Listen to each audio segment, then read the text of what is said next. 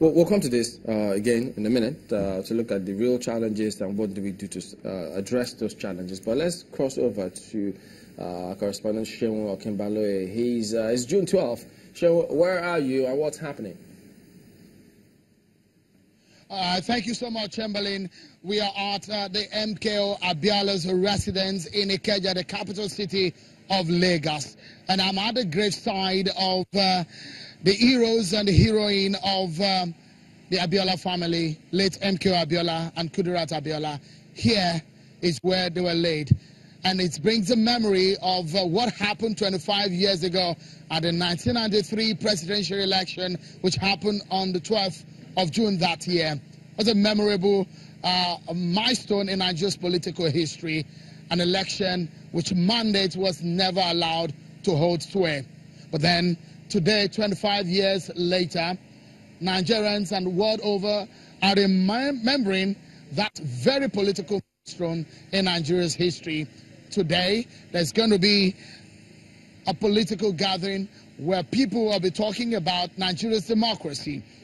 The June 12 movement have organized a conference, and on the inside of this particular premise, chairs are set, the room is set for the conversation to begin on what they say will be a very crucial discussion on Nigeria's democracy.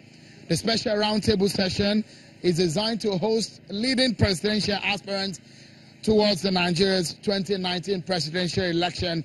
And issues that will be discussed today will range from the issues of PVC collection, Nigeria's election, free, fair election in Nigeria.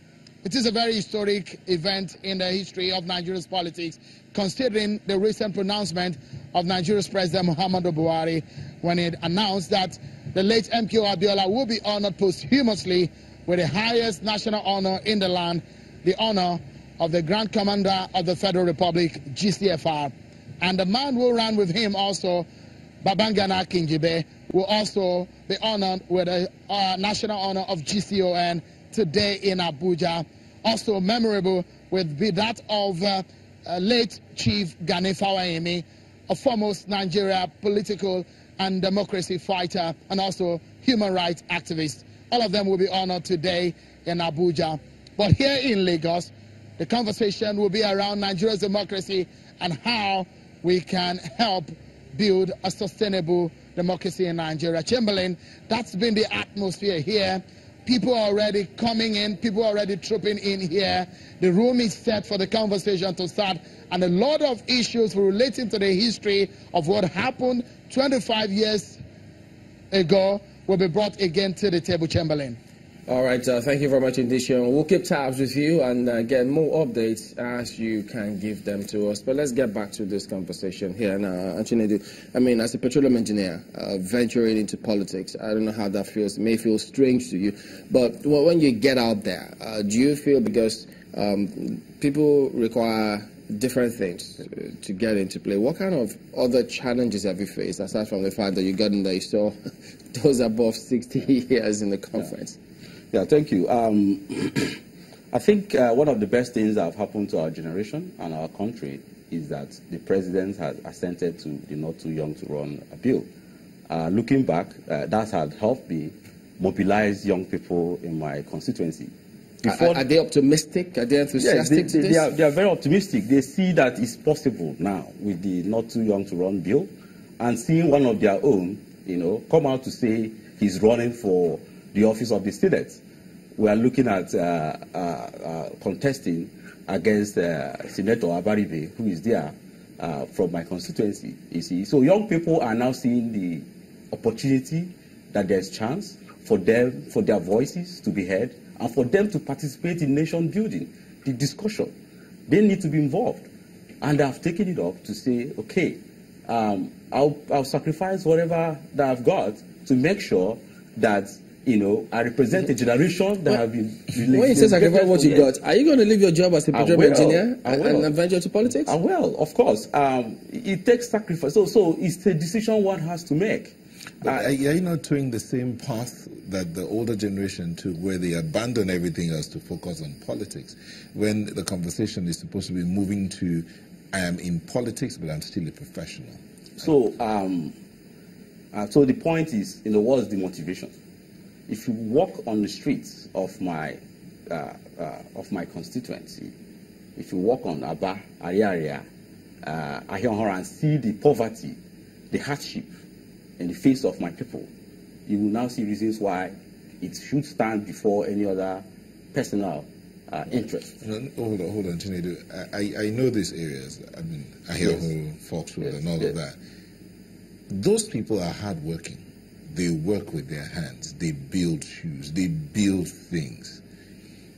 Going into politics, is that the way you're going to improve their life? Or wouldn't it be more impactful if they see that you're still a professional, but yet you're serving them as a politician? Thanks for that question. So, you see, one thing I believe in is this. No matter how smart I am in the private sector, the best I could get to is perhaps being a CEO of my company, and the impact I would have would be limited. But on the other side, if I am able to be in a public office, I could come up with policies that could touch the lives of millions of Nigerians, transform radically the mess that we see today in our political landscape. Okay, Bush, you wanted to respond to that? Yes, I would suggest to you not to leave your day job. I was going to ask, as an advisor and a politician. I'm an architect. From age 8, I told my father I wanted to be an architect. At age 17, I told him I wanted to be a politician. So we struck a balance. Finish school, I'll support you. Yes, I come from a political background. Today, I'm a professional in politics. I'm not a professional politician. And when you have an alternative source of livelihood, then it eliminates any kind of temptation, For that reason, I would suggest he never leaves his day job as he participates in policies. The most important thing is, how do we get people who are prepared to be policy makers? If we're talking about moving Nigeria from one place to another, we have to put the right young people in place. I'm proud of the fact that he's an engineer with an oil company, and he's willing to also go into politics. So I can see he's comfortable. What we need to look at is, what's the mindset? Let's forget about the hurdle of financing. When you're a good candidate, when you're a good product, when you're a cooked product, money plays less of a role.